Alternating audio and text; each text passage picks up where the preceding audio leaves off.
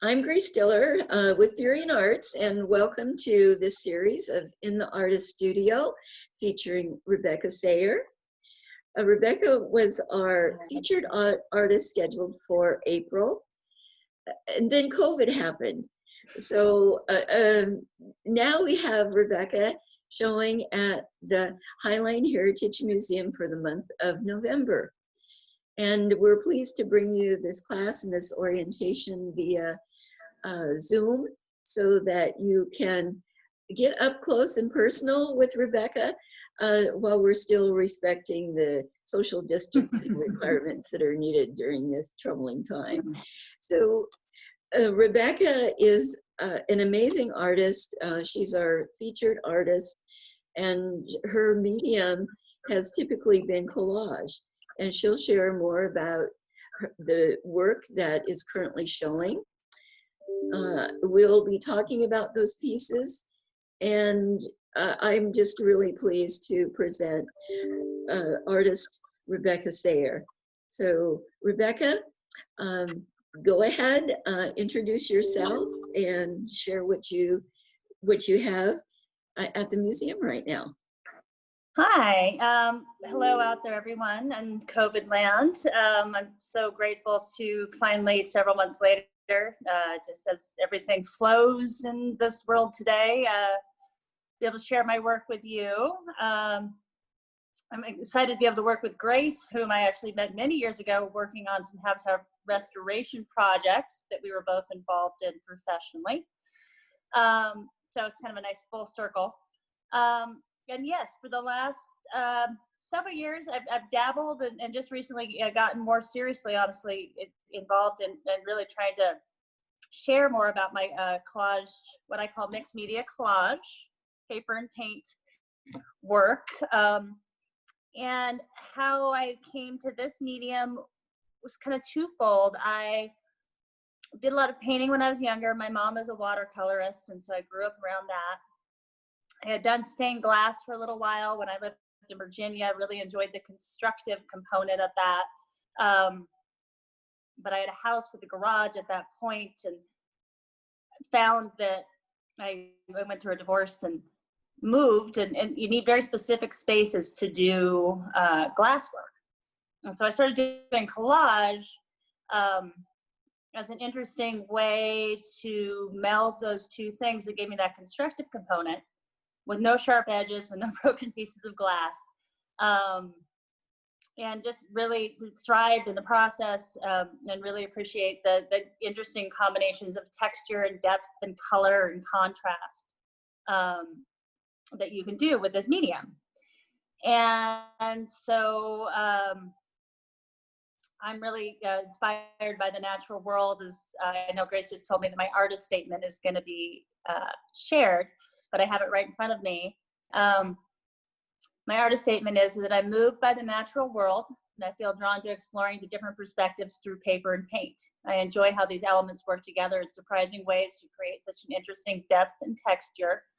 And my favorite part is when the piece begins to lead me instead of my preconceived notion about what it is to become. And it reminds me, actually, Grace, just the other day when we hung the exhibit, and the art often works this way for me, that we had worked through and planned how we were going to hang the show.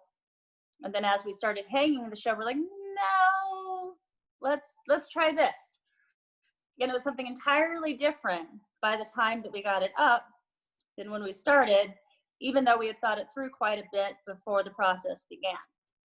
And I find, and life, gosh, particularly during COVID, art, everything seems to kind of be like that, right? Like you have a plan, and then as you start moving and doing, things morph. So there's something that I also like about that with this element.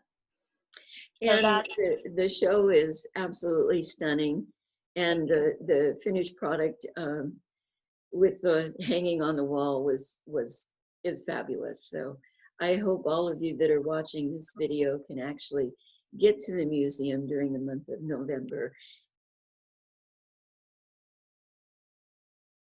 Rebecca, I was really intrigued by the titles that you gave your pieces. Oh, yeah?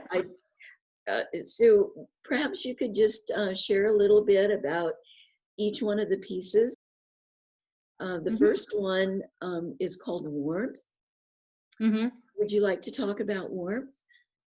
Yeah, that is, and again, like I say, my work is a process. So when I started working on that piece, I was really playing with colors and the mixing of colors and how colors can layer.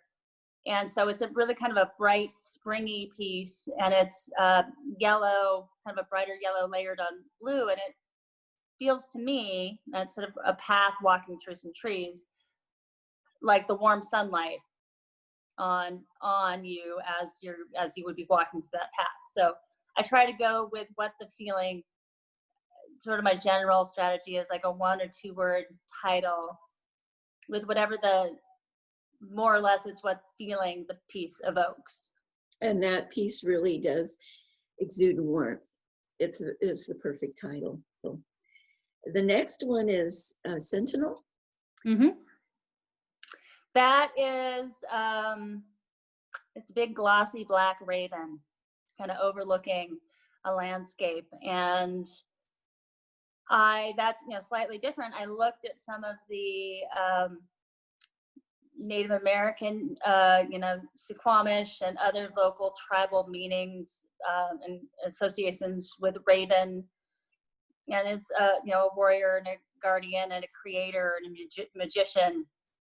And I liked that, and I sort of felt like the raven was overlooking its terrain and being that sentinel and that guardian and that warrior.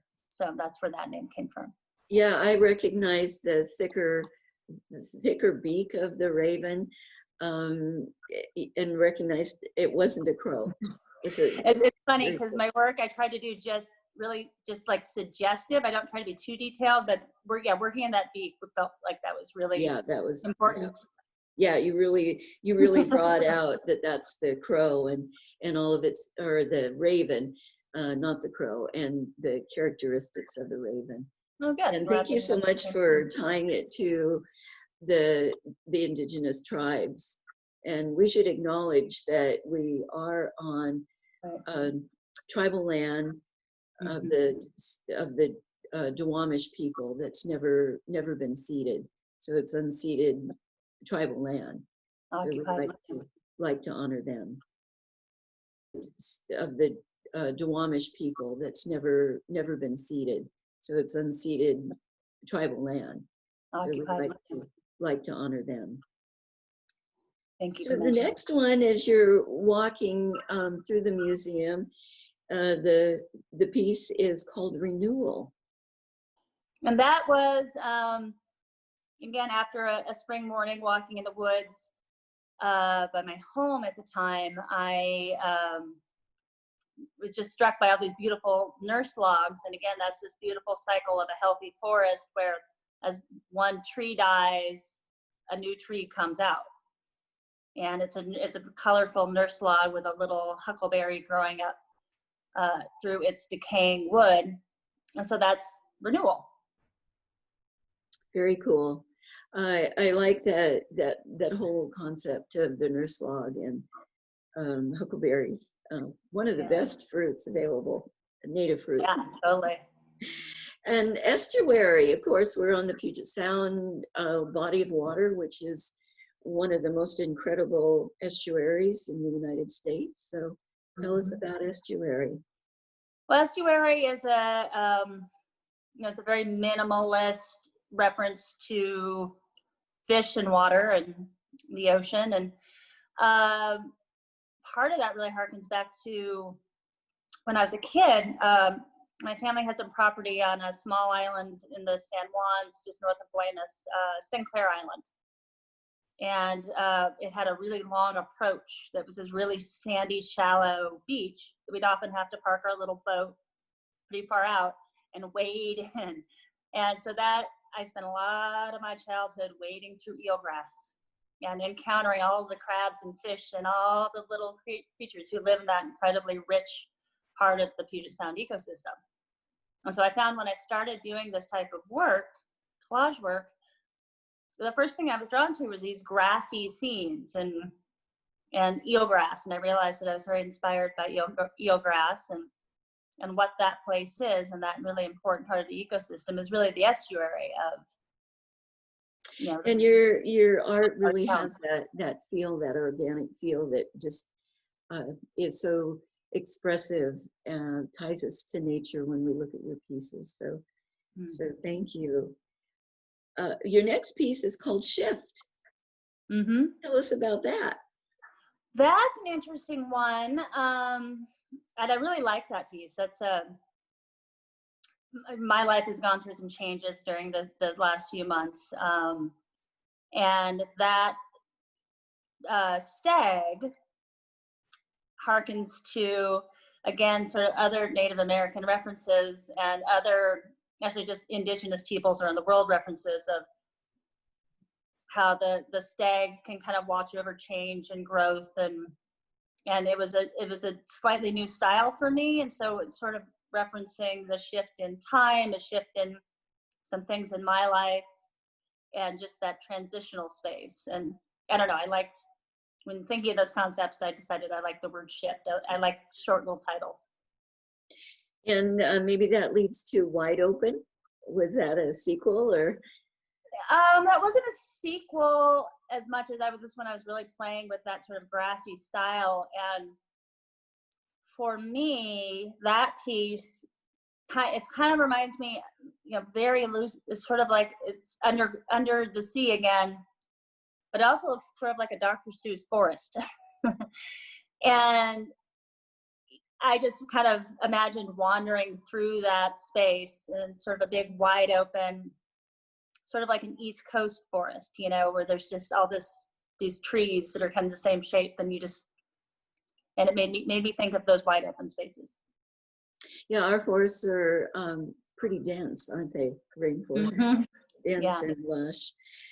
And Convergence, very interesting title.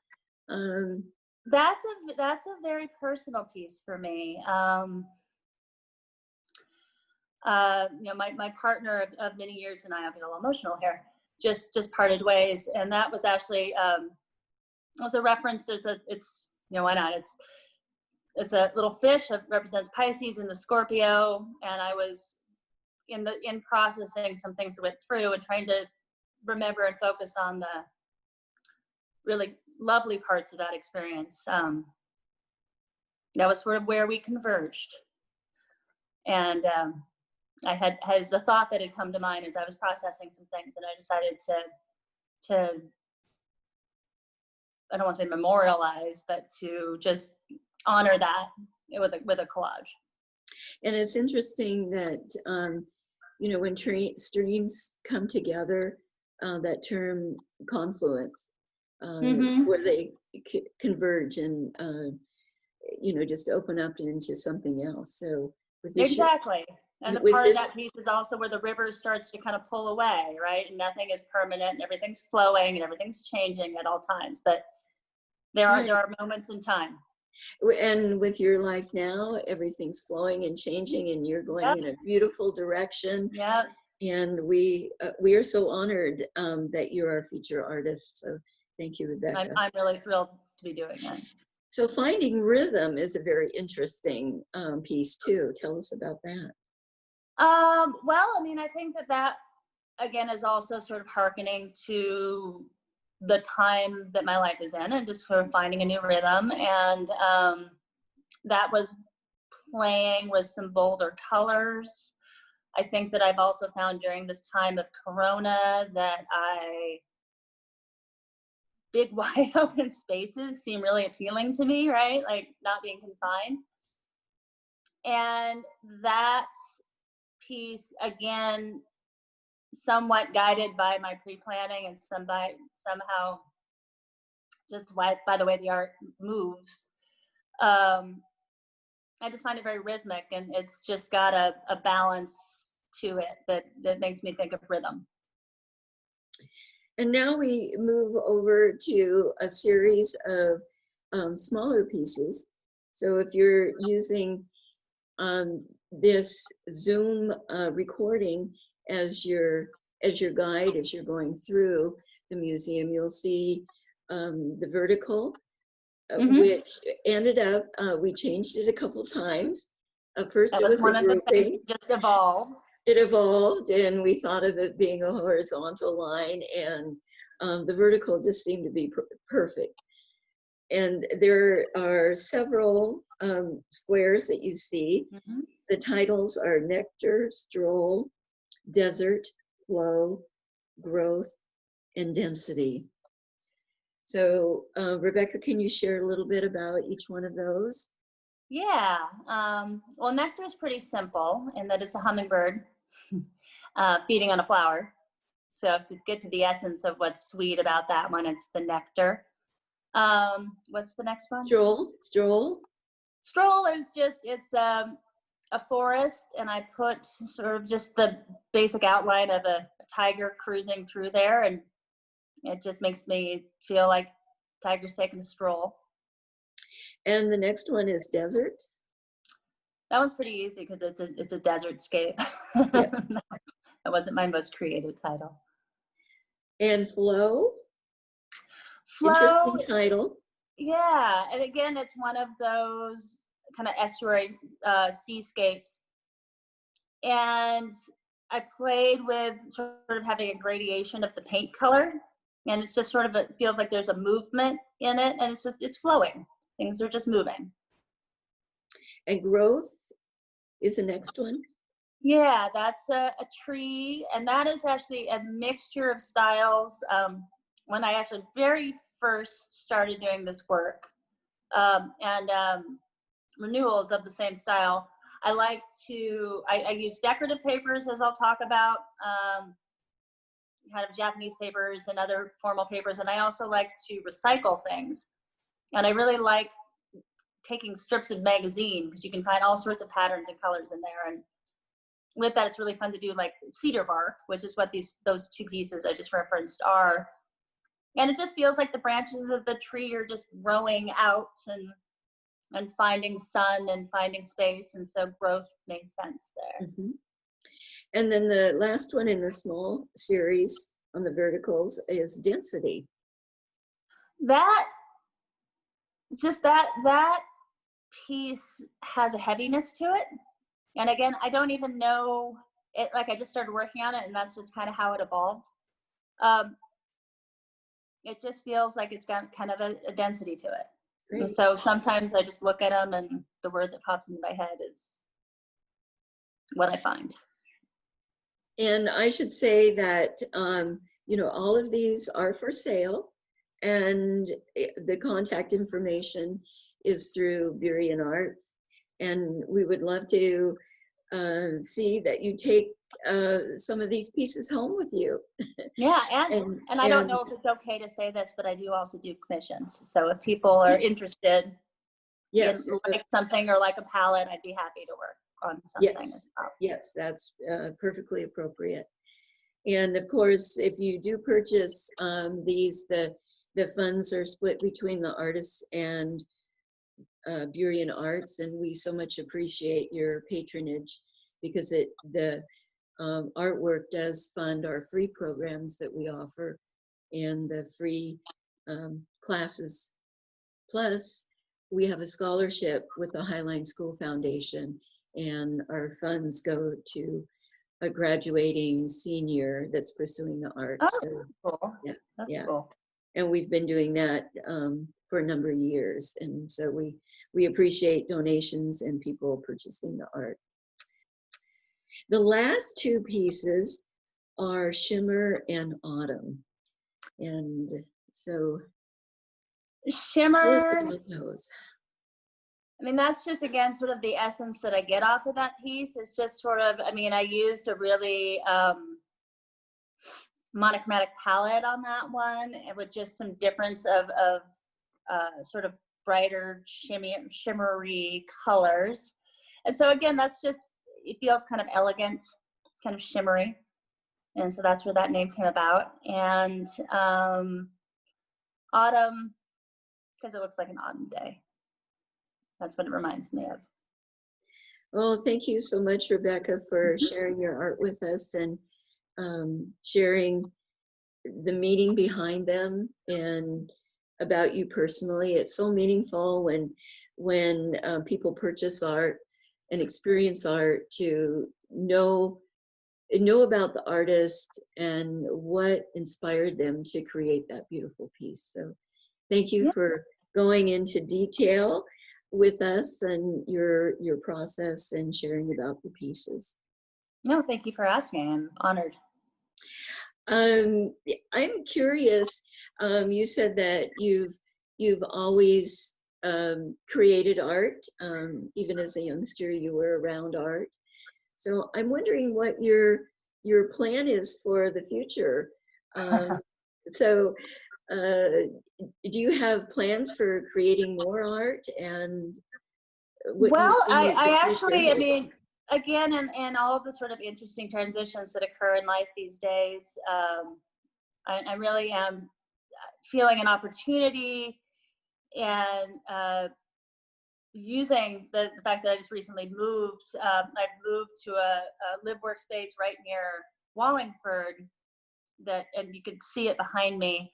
I actually, it's empty right now. It's normally full of my artwork, but a lot of my stuff is currently in Burien.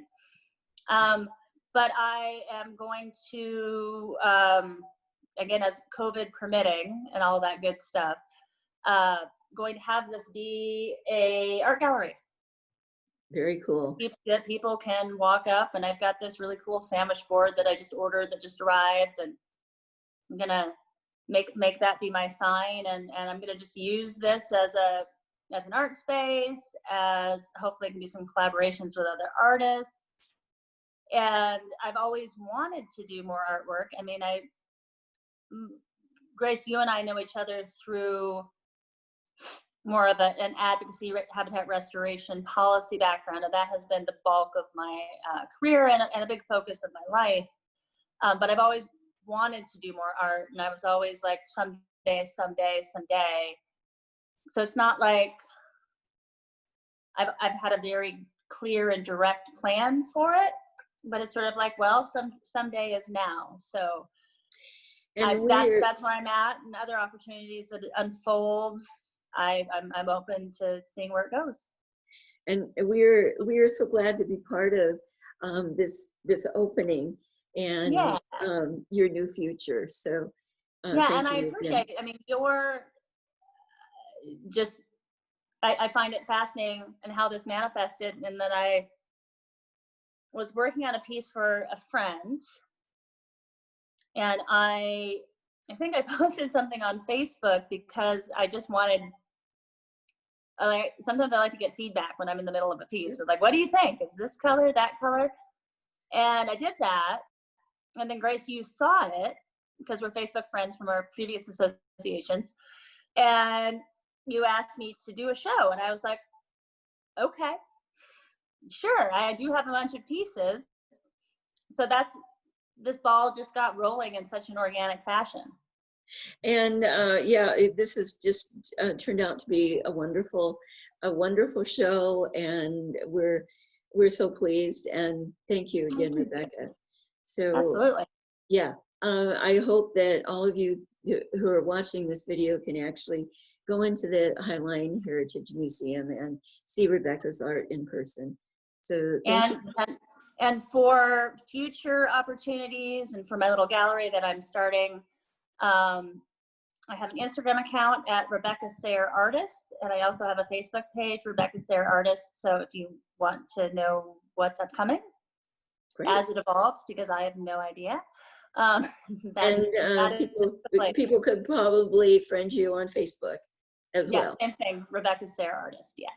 Okay. Thank you so much, Rebecca.